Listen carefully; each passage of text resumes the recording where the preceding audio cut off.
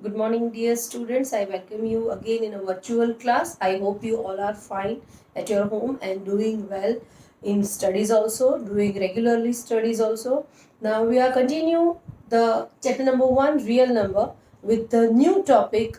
A topic is revisiting irrational number. Why it is revisiting? Because you already visited in ninth class. Okay, you already understand and know about the what is irrational number, what is rational number, how do we express irrational number or irrational number, what is the difference, what are their properties. All idea you already got in ninth standard, and that's why the topic name is revisiting the irrational number. Still I have written the definition of irrational number. Irrational number is a number which we cannot express in the form of p by q. That number we called as a irrational number. For example, root 2, root 3, root 5, any square root of prime number. If you take up any prime number, root 13, root 11, it is all, and then its root 11, root 13, they are prime numbers. Now in this session, we will see how do we prove that root 3 or root 11 or root 5, any square root of prime number is irrational. We know that it is irrational, but how do we prove it? The process to prove that the number is irrational, we will see in this session. Before going to proof, we must go through this theorem 1.3. This theorem 1.3 is its proof is totally based on FTA, means fundamental theorem of arithmetic. So what's its statement? It states that if P is a prime number and if P divides A square, then P divides A also, where A is a positive integer. I'm showing you one of the example. Okay, as we take 3 divides 81. 3 divides 81. As you know that 381 is a square of 9. So we can also say that 3 divides 9 also. Okay, so from this, is it clear that if any prime number divides a square, okay, then that number also divides a, where a is a positive integer. You can take another example. If 2 divides 16, then 2 also divides 4, okay, because 16 is a square of 4. This is the main important statement we are going to use for the proof of the irrational number. Let's see how do we prove. Let's start with the exercise 1.3, and in that the first question is prove that root 5 is irrational. Again, 5 is a prime number and its root is obviously irrational. So we have to prove that root 5 is a irrational. Now here in this process, we start with exactly assumption of opposite thing. For example, if they ask irrational, we start with that root 5 is a rational. So this type of process in which we think exactly opposite, okay, that process we called as a proof of contradiction. Okay, so this method we called as a proof of contradiction, and let's start the proof. So first of all, root 5 is irrational, we have to prove. So our first statement is let or suppose that root 5 be a rational number.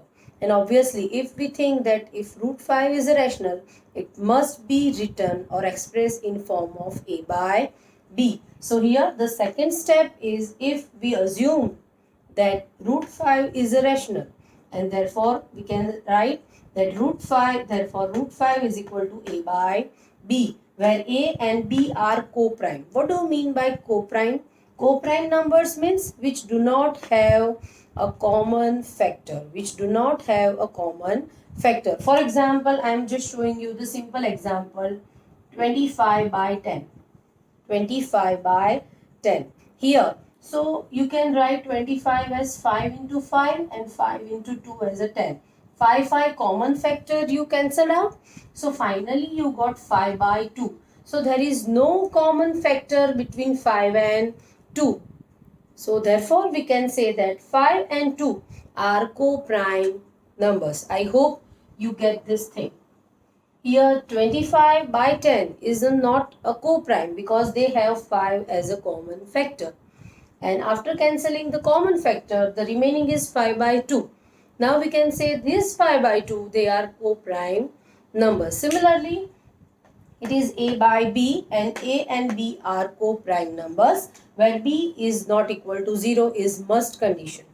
Okay, and if we take B on the other hand, okay, in short we can do the cross multiplication. We get A is equal to root 5 into B. Now squaring on both sides. So we get A square is equal to 5B square. Now this 5, if we take on the other hand, so by this way we can say that 5 divides A square. Okay, now as we just saw in theorem 1.3 that if P divides A square, then P also divides A. Here if 5 divides A square, then 5 divides A also. So this we have to mention the reason why we have written this. According to the theorem 1.3, okay, according to the statement, we have written that 5 divides A. So given result 2, okay, and here it is result 1. Now, as you know that A is equal to 5C, it means A is any dividend, any number which is divisible by 5. So it must have quotient. For example, if I can write here 10 by 2. So 10 is divisible by 2, but the quotient is 5, then only 5 2s are 10. Okay, so it is divisible by 5, but must have a quotient. So that C is an integer. And this value 5 is equal to, A is equal to 5C that we put in the first result. So we get 5C is equal to root 5B. And on squaring both sides, finally we get 25C square is equal to 5B square. Cancel out the common factor from the both sides. So finally get 5C square is equal to B square. And here again, if we take 5 on the other hand, so we can say that 5 divides B square. Again from theorem 1.3, if 5 divides B square, then 5 also divide B. So this is the result number 3. So from result 2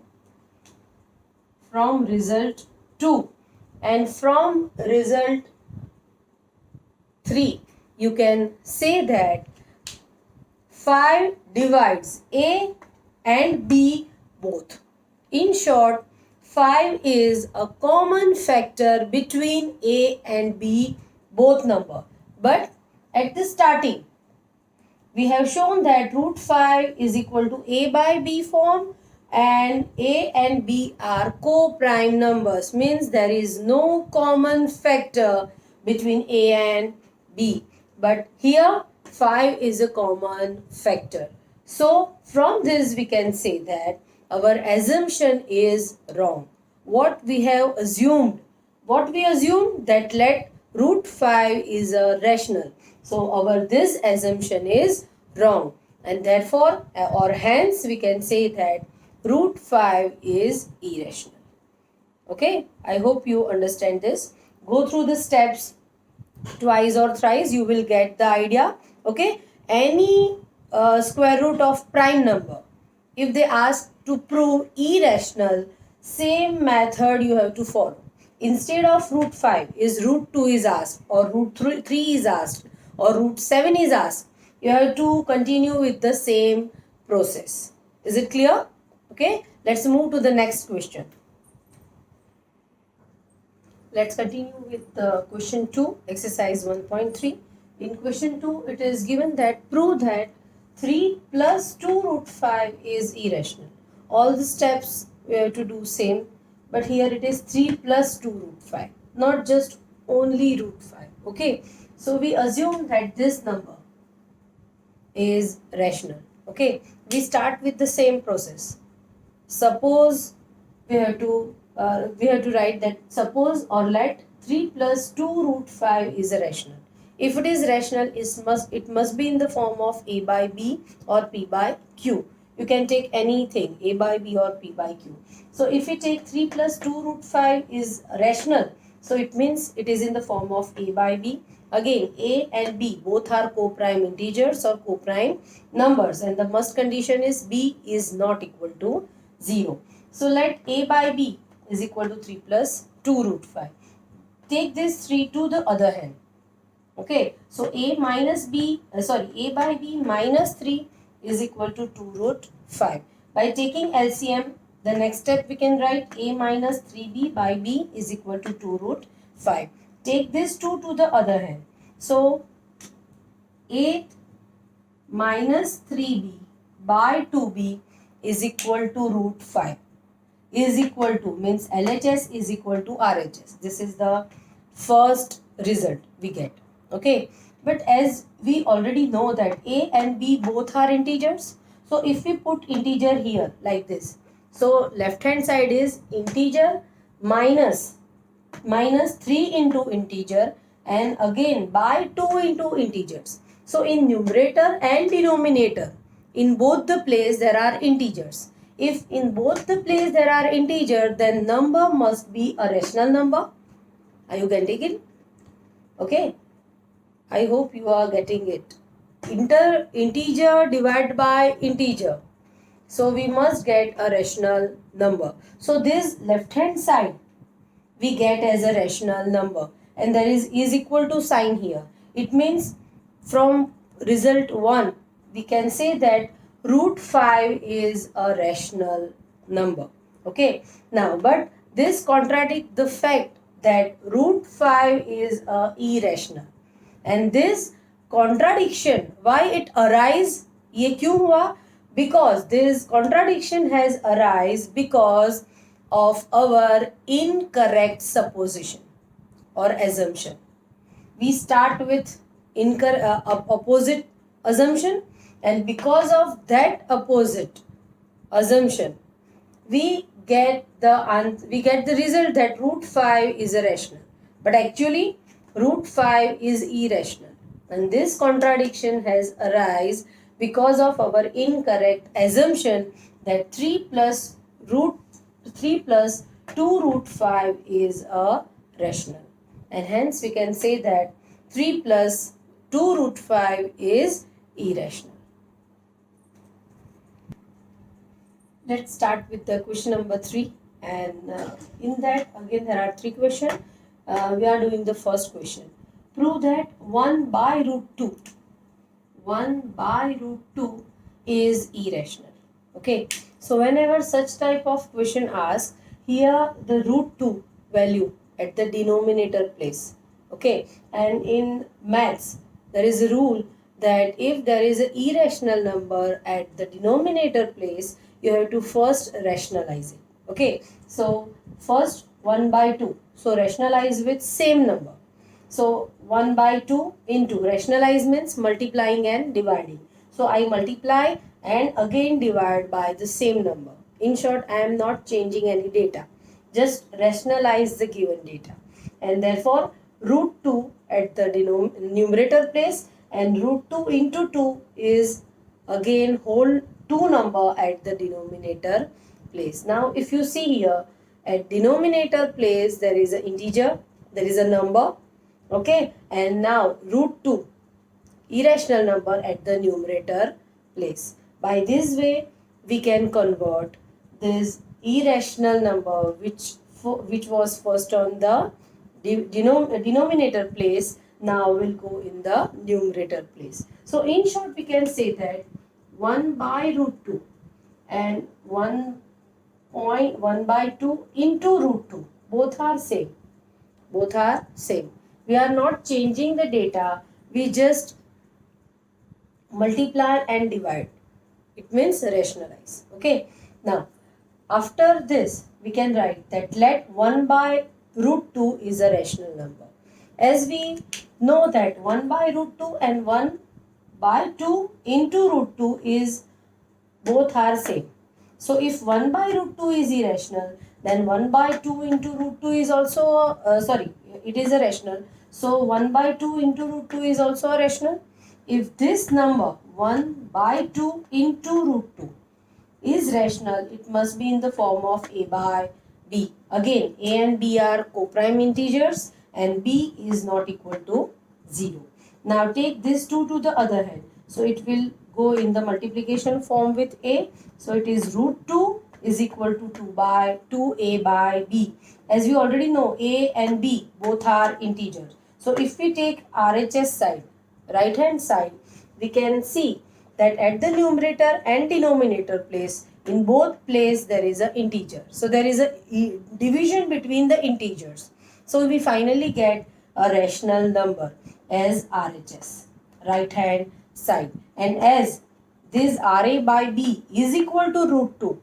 So from result 1, we can say that root 2 is also a rational number, which contradict the fact that root 2 is irrational number. And again, finally, what we have to write at the second last step, that therefore our assumption is wrong, and hence 1 by root 2 is irrational. Like this, you have to write all the steps which are mostly same in all this type of questions. Is it clear? Now, see, second and third questions of question number 3, they are easy. So you can do question number 2 and 3 at your home. If any query or doubt, please call me. Okay. Let's move to the next topic.